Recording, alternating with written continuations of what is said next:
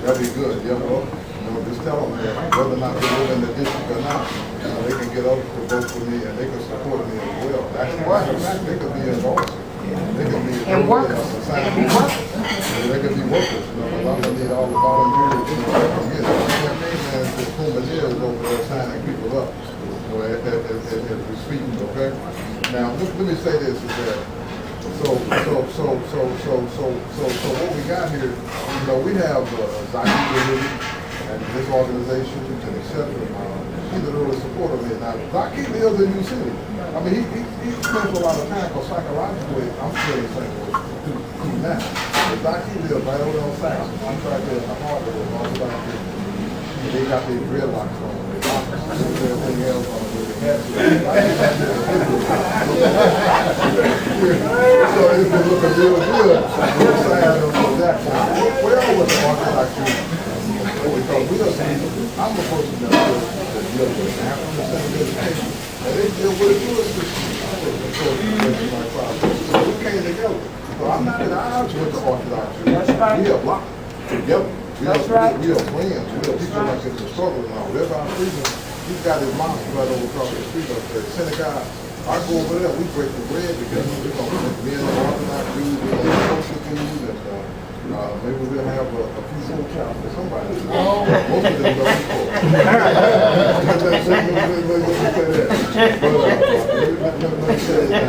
What I want to do is, and when my they call it the screen website comes up, those demographics that Mary is talking about, they're going to be thoroughly like it's going to be explaining ethnically, it's going to be explaining the vast majority of those demographics, it's going to be let us know that they just say doors that Devin is up against it now, that they're mostly like white Republicans. A couple of them live in the third ward, the township person, or the white Republican township person, and the guy named Vito is the township man. And Brian Price won by 77% of the vote. He looked him up the road.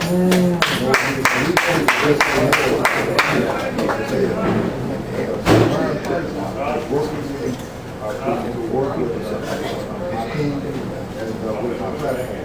I got some pieces of it here for those of the seats for higher but I'm a strong advocate for it. These funding, the right kind of funding support the schools. The public schools, the schools that you choose to, I know that I'm a member of there. Y'all know that I'm unapologetically black, and I work well with all of the heads. I work well with the Latinos. We broke down the language of Spanish and the Latinos and the African people. I said, come on, see, y'all want to do this. Y'all want to recall this like this got to go down. She know how to write it, join it, and everything. Let me call on Dr. Baruch. All right.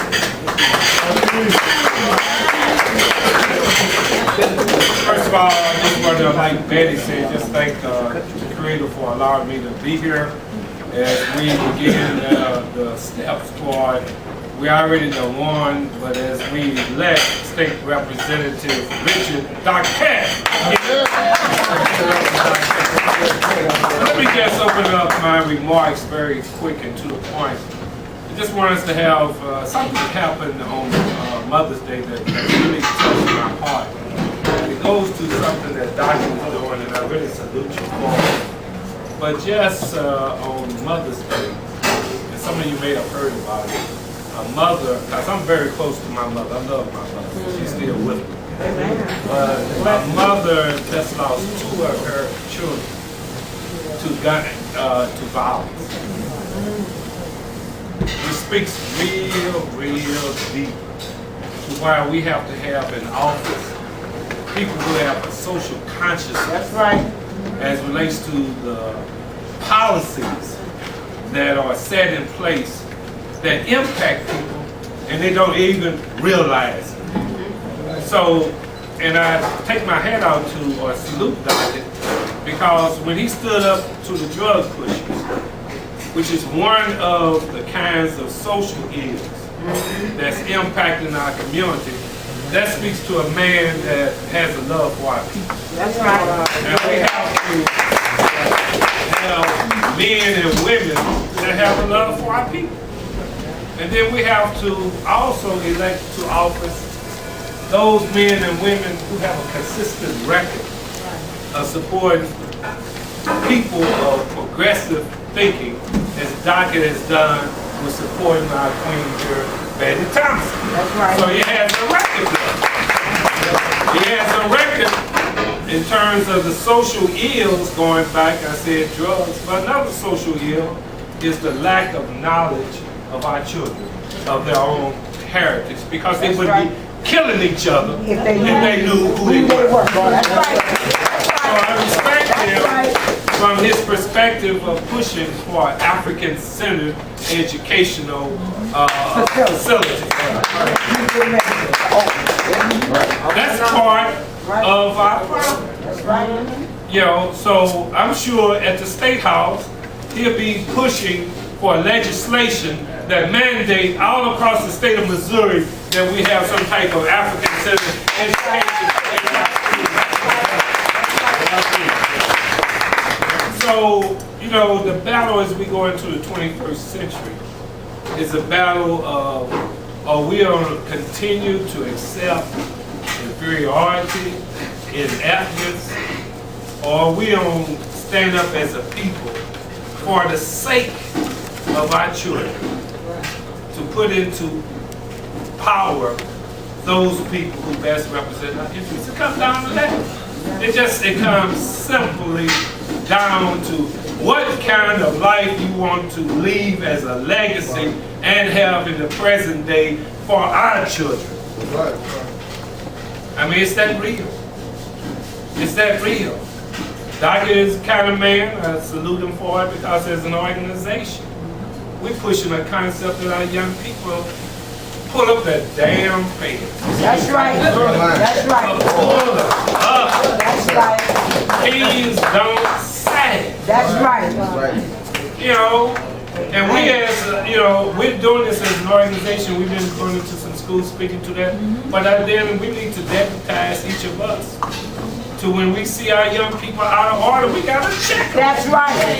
And if we don't check them, they won't get what we That's right. That's right. And let me bear witness over the years, God is my witness. As surely as I get ready to say that, he just cut my head off if I'm lying.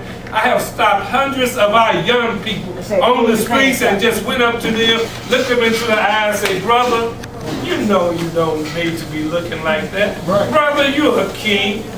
Pull them up, and they always say, pull them up. They just waiting on us. They waiting on us. They waiting on us. So if we don't set those kinds of examples, that's right. Then again, that mother's cry. I mean, I felt that cry. I felt that pain. I felt the pain of another young lady who I've kind of like adopted under my wings. We had moved in the neighborhood that and it breaks my heart because it's also, I'm getting ready to get into another fight. You get into so many doggone fights. I know the feeling. Basics. I'm sorry, y'all. I know. We understand. You know, I'm getting ready to fight over a situation in my mother's neighborhood where the city government just let weeds go as tall as us. Why are we doing that as a people? Why? But this sister was sharing with me, she moved into this neighborhood. And it's Derek. And a young brother came down the street. He was on his phone. He was arguing with his girlfriend like his girlfriend was right in front of her.